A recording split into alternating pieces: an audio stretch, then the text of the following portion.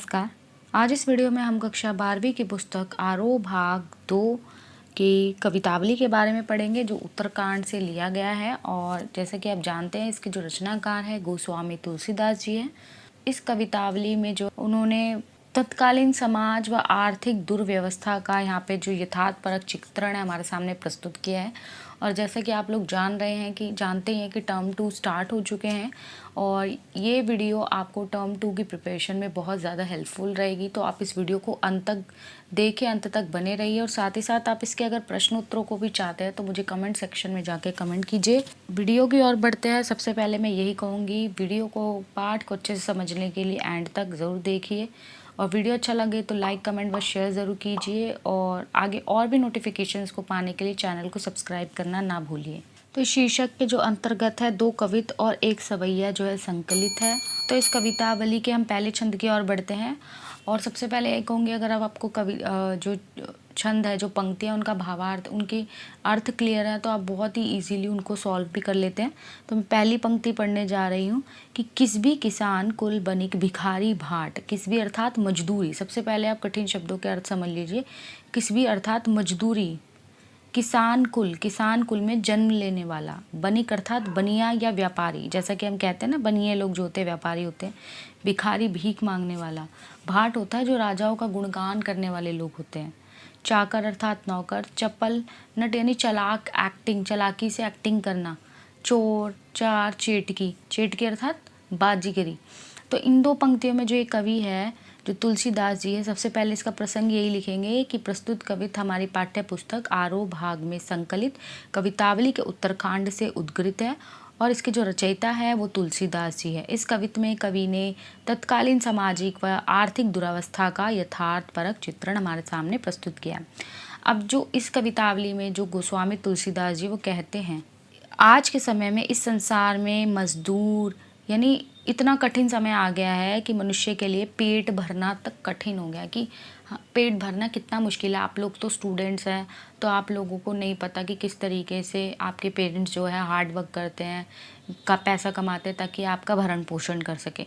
तो यहाँ पर वो दिखाया जा रहा है कि एक इंसान अपना और अपने परिवार का पेट भरने के लिए, यानी अपने परिवार को चलाने के लिए किस किस तरह के कार्य करता है। कुछ अच्छे कर्म भी होते हैं, कुछ बुरे कर्म भी होते हैं। तो यहाँ पर उन्हीं कर्मों के बारे में तुलसीदास जी द्वारा बात की जा रही है कि वो कहते हैं कि इस संसार में मजदूर हो, मजदूरी करने वाला मजदूर हो, किस भी कोई, चाहे कोई किसान कुल में जन्म लिया हो किसी ने, यानी जो मज़दूर है वो पेट भरने के लिए मज़दूरी करता है। और कोई खेती करता है, किसान कुल में खेती करता है। कोई बनिया बनकर व्यापार करता है, कोई भीख मांगता है, कोई भाट बनकर राजाओं और धनिकों का गुणगान करता फिरता है, कोई नौकरी करता है, कोई चंचल अभिनेता बनता है, कोई चोरी करता है, तो कोई चतुर बाजीगरी करता है यानी बाजीगर बनता है। यानी लोग जो है अपना पेट भरने के लिए तरह तरह के काम यहाँ पर करते हैं। आगे जो कवि है तुलसीदास जी वो कहते हैं कि पेट को पढ़त गुण गढ़त चढ़त गिरी यानी चढ़ना पहाड़ पर। गुण गढ़त यानी जो उनके गुण होते हैं, गुणों का गान करना। कि जो लोग होते हैं, कोई पढ़ता है कि पेट पालने के लिए कोई पढ़ाई लिखाई करता है, कोई अनेक तरह की कलाएं सीखता है। गुण गढ़त यानी अपनी कलाओं को, वो स्किल्स को डेवलप करता है। कोई पर्वत पर चढ़ता है। अटथ यानी घूमते, गहन गन, अहन अखेटकी यानी शिकार करना। तो कोई दिन भर गहन जंगल में शिकार की खोज में भटकता है। यहाँ पे बात की जा रही है पेट भरने के लिए क्या क्या व्यक्ति जो है कार्य करता है। कोई पढ़ता है, कोई अपने स्किल्स को बढ़ाता है, कोई पहाड़ों पे चढ़ता है, कोई सारा दिन गहन जंगलों में घूमता है शिकार की तलाश में। ऊंचे नीचे कर्म धर्म अधर्म करी, और सभी तरह के वो काम करता है। ऊंचे नीचे यानी पेट भरने के लिए छोटे बड़े हर तरह के कार्य करता है तथा धर्म अधर्म का विचार नहीं करता है। पेट ही को पचत बेचत बेटा बेटकी। और ये तो आप समझ ही गए होंगे, बेचत बेटा बेटकी यानी पेट के लिए वो अपने बेटा बेटी को भी बेच डालता है। ये बहुत से इंसिडेंट्स आपने सुने होंगे।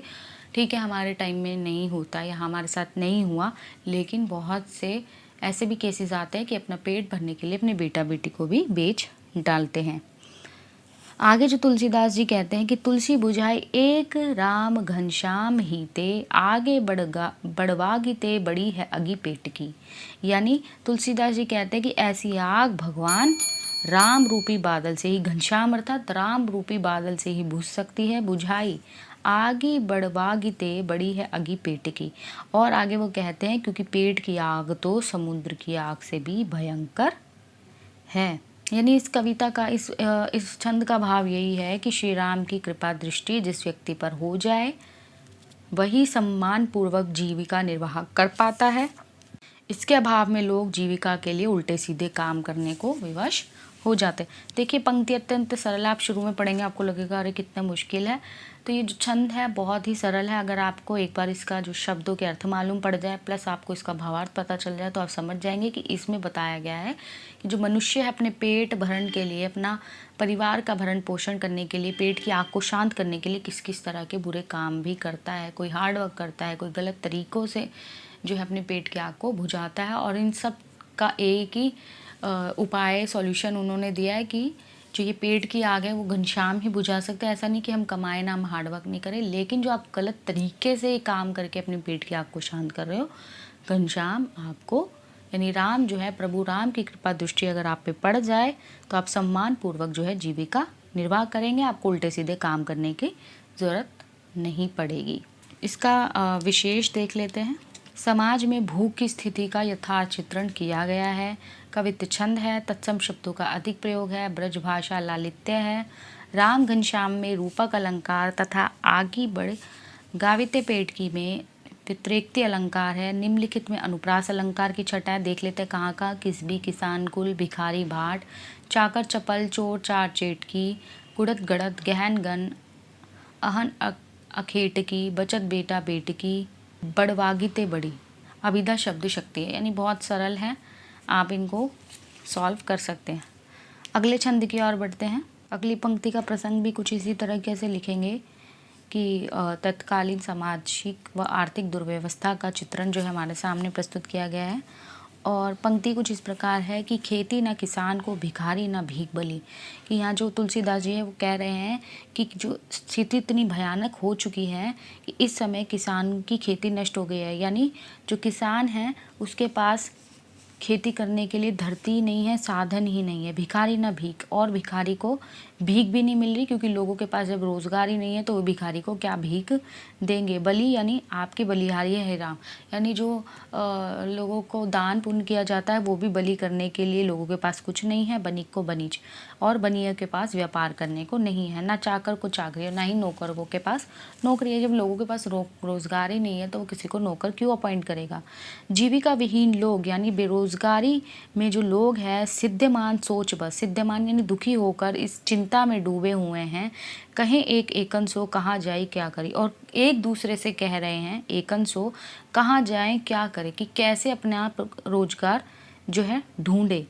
वेदहु पुराण कही, और वेदों पुराणों में कहा है, और लोकहु विलोकती, और लोक विलोक से यह पता चलता है कि एक तरीके से ये कहा जा सकता है कि वेदों पुराणों में कहा गया और लोकों में भी ऐसा देखा गया है कि जब भी संकट उपस्थित हुआ है कि सांकरी सभी पे राम सावरे कृपा करे।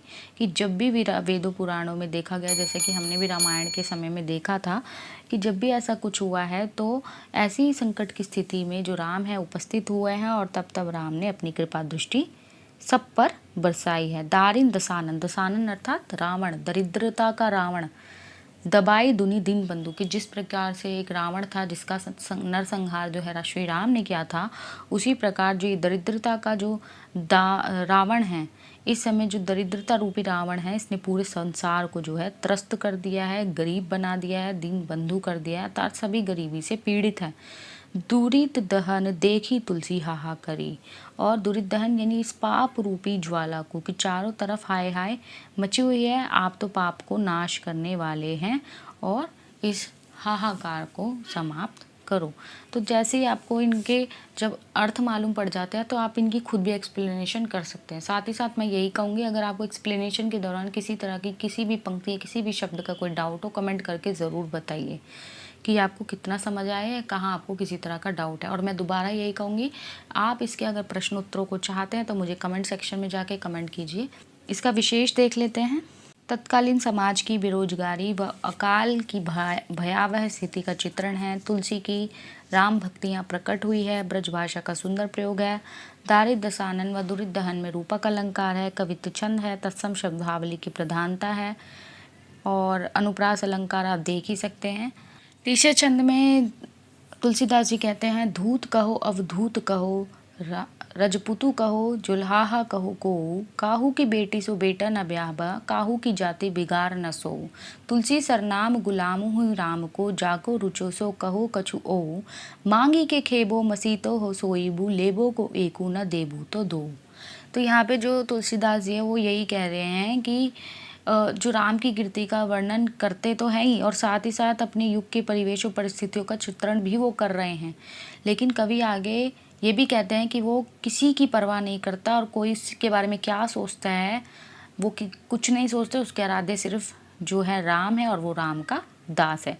और वो आगे कहते हैं कि चाहे तुलसीदास जी कहते हैं कि चाहे मुझे कोई धूत कहो यानी शैतान कहो, अवधूत कहो यानी पुण्यात्मा कहो, राजपूत कहो, जुलाहा कहो, कोई कुछ भी कहो, मुझे इससे कोई सरोकार नहीं है, मुझे इससे कोई फ़र्क नहीं पड़ता। मैंने किसी को काहू की बेटी सो, मुझे किसी से बेटी सो बेटा ना ब्याह, कि मुझे किसी की बेटी से अपना बेटा नहीं ब्याहना, यानी मुझे कोई अपना बेटा बेटी नहीं देना है, किसी का ब्याह नहीं करना है। काहू की जाति बिगाड़ना सो, मैं किसी की जाति बिगाड़ने का मुझ में कोई शौक भी नहीं है। तुलसी सरनाम गुलाम हुई राम को, सरनाम अर्थात प्रसिद्ध, और तुलसी जो है राम की गुलामी के लिए प्रसिद्ध है पूरे संसार में। जाको रुचे सो कहो कुछ ओ, और जिसको जो मन करता है वो मेरे बारे में वो कह सकता है, जिसकी जो इंटरेस्ट है, जो रुचि है। मांगी के खाता, और मैं मांग के खाता हूँ। मसीत को सोइबो, और मैं मसीत को यानी मैं मस्जिद में धार्मिक स्थल पर सोता हूँ। लेबो को एकू न दबे को दो, और आगे वो कहते हैं कि मेरा किसी से कोई कुछ लेना देना नहीं है। और संक्षेप में कवि समाज से कोई संबंध नहीं बताता, वो अपने आप को पूर्ण रूप से जो है राम भक्त को समर्पित बताते हैं। ये देखिए एक्सप्लेनेशन, आप लाइन वाइज लाइन जब इनका अर्थ लिखेंगे और अर्थ देखेंगे तो आप इसकी खुद भी एक एक्सप्लेनेशन अपने आप कर सकते हैं। तो होपफुली यहाँ पे जो ये कविता है यहाँ समाप्त होती है। एक बार इसका विशेष देख लेते हैं। कवि समाज के आक्षेपों से दुखी है, उसने अपनी राम भक्ति को स्पष्ट किया है। दास्य भक्ति का भाव चित्रित है। लेबो को एकू न देबू दो मुहावरे का संक्षिप्त प्रयोग हुआ है। सवैया छंद है, ब्रजभाषा है। मस्जिद में सोने की बात करके कवि ने उदारता और समरसता का परिचय दिया है, और अनुप्रास अलंकार आप देख ही सकते हैं। तो इस तरीके से ये कवितावली यहाँ समाप्त होती है, और उम्मीद करती हूँ आपको कवितावली अच्छे से समझ आई होगी। दोबारा कहती हूँ, कमेंट सेक्शन में जाकर कमेंट करके ज़रूर बताइए कि वीडियो कैसा लगा। साथ ही साथ प्रश्नोत्तरों के लिए आप मुझे कमेंट कीजिए, आपको प्रश्नोत्तर ज़रूर मिलेंगे। वीडियो अच्छा लगा हो तो लाइक कमेंट व शेयर ज़रूर कीजिए। और ये कहना भी चाहूँगी छात्रों, आपकी लाइक कमेंट व शेयर से मुझे बहुत ज़्यादा सपोर्ट मिलता है, मेरे चैनल को एक बूस्ट मिलता है। तो प्लीज़ एक कमेंट और लाइक ज़रूर किया कीजिए, और आगे और भी नोटिफिकेशंस को पाने के लिए चैनल को सब्सक्राइब करना ना भूलिए। धन्यवाद।